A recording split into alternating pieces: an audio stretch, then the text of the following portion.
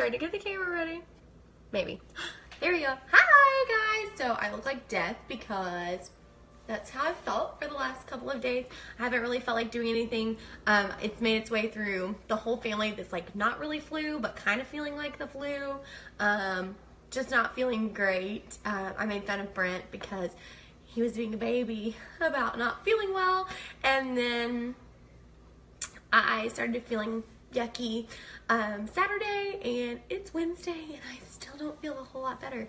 So that's what I get for being ugly to him. So I look like I rolled out of the bed because I did just roll out of the bed, and I bought all these groceries and realized I better get them put away and into the freezer before all my groceries go bad and I have to start over. It doesn't really save you money if you don't actually cook and eat the food. So one of our biggest obstacles when we were trying to eat healthier as a family and work on a smaller budget was how do we do that and still eat food that we like, or how do we do that and still buy those healthy groceries, because healthy eating and a budget don't always go hand in hand. At least everyone likes us to think that you're just gonna have to spend more if you want your family to be healthy, and that's not true. So Brent and I, when I first decided to do this whole get healthier journey,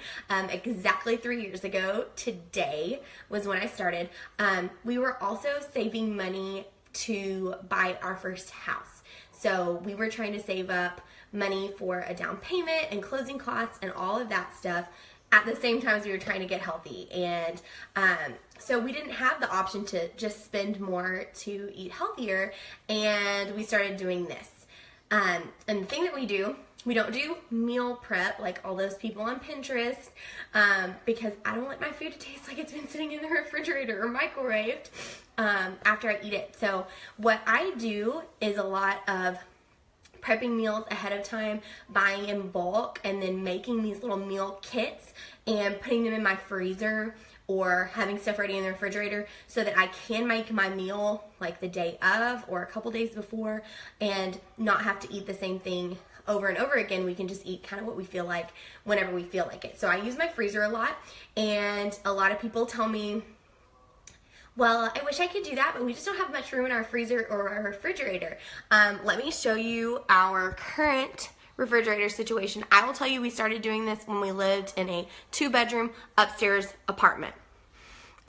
So we did not have any kitchen space. We did not have any freezer space, and this worked for us. So let me show you what my refrigerator looks like right now. So I just have a regular, kind of smallish refrigerator.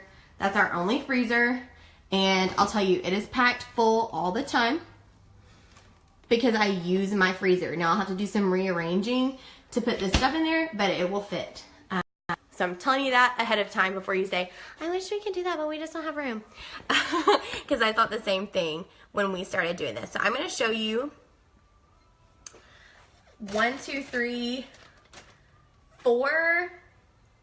5 recipes that can be made into like 6 or 7 different dinners. So we went to Sam's Club last week and bought a bunch of ground beef and boneless, skinless chicken breasts because both of those were on a really, really good price. So for the ground beef, I just cooked all of it up, like 6 pounds of it. No, I divided it. I bought 6 pounds. I cooked 3 pounds in the skillet just with onion, garlic, salt, and pepper, just ground, so have just cooked hamburger meat, and then I pattied out the other 3 pounds into seasoned hamburger patties, and those are already in the freezer. I put 4 of them in a gallon bag, and those can be thawed, those can be grilled, those can be cooked in the oven, those can be cooked in the skillet, and we can have all different kinds of burgers. So those are done, and then I have the seasoned ground beef, and I'm going to show you what else I did with it. And then I also bought 6 pounds of boneless, skinless chicken breast. It was less than $2 a pound, so that's a good price. If I can find it for less than $2 a pound, that's when I buy it, because it saves you so much money. So I work with gallon freezer bags, just the regular freezer bags. You don't have to buy those special meal prep containers. And first I'm going to show you the ground beef recipes, and then I will show you the chicken, because I'm going to put one in my crock pot right now. So the first thing we did with my first pound of cooked ground meat is I made taco soup the other night in the crock pot, and I'll share that recipe in the comments. Super, super easy, and that's in my fridge right now. So that's pound number 1. Pound number 2, just the seasoned ground hamburger meat with onions and garlic, and then I poured most of a bottle or jar of spaghetti sauce, whichever kind you like or whichever kind is on sale, on top. This is gonna go in the freezer, and then when I wanna have spaghetti or pasta or whatever, this just goes in the refrigerator the night before, thaws out, or you can put it in a bowl with warm water or put it in the sink with warm water on top, and it'll thaw out. Dump this in the skillet, warm it up, and you're ready to have spaghetti. So that's pound number 2. Pound number 3 of hamburger meat went in this bag with a packet of taco seasoning and a can of diced tomatoes to keep it to give it some liquid and keep it from drying out and getting all weird in the freezer. This will be for tacos. I also like to do taco taters on sweet potatoes or baked potatoes. That's awesome. Try that one if you don't try anything else. So that's all my 6 pounds of hamburger meat. And then with 6 pounds of chicken breast, this is my favorite recipe with boneless, skinless chicken breasts. All of these can be cooked in the crock pot or in your skillet or in your oven. Just whatever you prefer to do. I almost always use the crock pot with chicken because I don't have to mess with it. So this is 2 pounds of chicken breast and an entire jar of salsa. That's it. It goes, when you thaw it out, you can put it in your crock pot on low, cook it till your chicken's done, shred that chicken or dice it up. And I cooked all the hamburger meat. Yes, Brittany, I cooked half of the hamburger meat, so I cooked 3 pounds of hamburger meat, and I usually buy 93.7 if I can get it. That's super, super lean, but also with the freezer, if you're gonna freeze it, 80-20 works really well too. So I buy pretty lean, but not like no fat at all, because then it's gonna get dry. So 80-20 or the 90-10 are my favorites. Sometimes I buy the 93.7 if I can, but it's a lot pricier for the amount of meat you're getting. So it just depends on what you want. But yes, I browned all the hamburger meat that's gonna go in the freezer, except for the hamburger patties that I made. I made patties, I did not cook the patties. Patties will thaw, and then we'll cook them when we get ready to eat them. That was a good question, thank you. So this one is my favorite, just chicken and salsa. Goes in the crock pot. You can shred it or you can dice it. Makes really good tacos in a tortilla. We also just eat this by itself or with potatoes or whatever. Really, really versatile. We've even made taquitos with this, and they're the bomb. So, salsa chicken.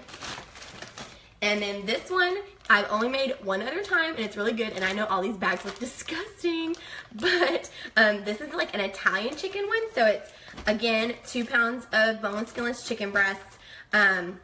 Whatever was left in the jar of the spaghetti sauce that I already made for the beef, I put that in there, so it's like this much.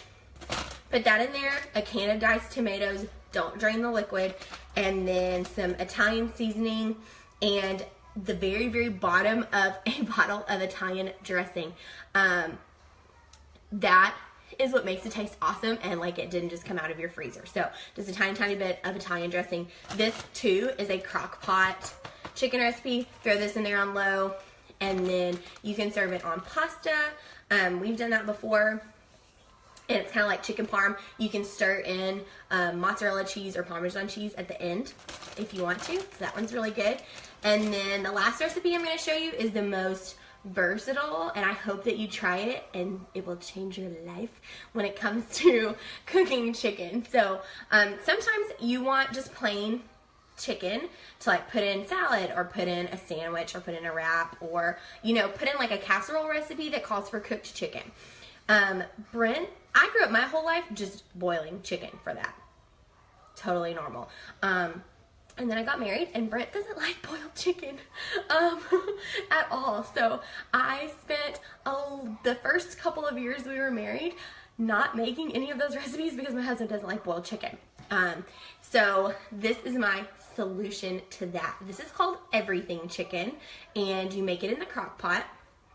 Okay, so I'm starting, I've got 3 chicken breasts, which is about 2 pounds, give or take, of chicken breast. So those go in the bottom of your crock pot. The first thing you do before you put the chicken in there is spray it with like your cooking spray so that the chicken doesn't stick. You can do this, or you can use olive oil on the chicken to like coat the sides. I don't have olive oil right now, so I'm using the spray. So you put that in there, and then I've got my chicken, and I'll show y'all here in just a second. So I got my chicken. 3 chicken breasts are just going down in the bottom of my crock pot, and then I'm gonna spray the top of them with my cooking spray. And then you season this, so it calls for sorry, it calls for like chopped fresh garlic and salt, pepper, and onion, but I'm trying something new that I found at Sam's, and this is roasted garlic and herb seasoning from Weber. That looks pretty good, and if I don't have to measure out all those different ingredients, the better. So it smells really good. Look at that. So that's what I'm gonna put in there with my chicken. So I'm just gonna season both sides, season the top, then flip it over and season the bottom. And I'm just gonna kind of cover my chicken breast with it. I'm not measuring. People who are measurers, do not ask. I'm not measuring. So I'm just kind of sprinkling that, and then I'm going to flip the chicken and season the other side.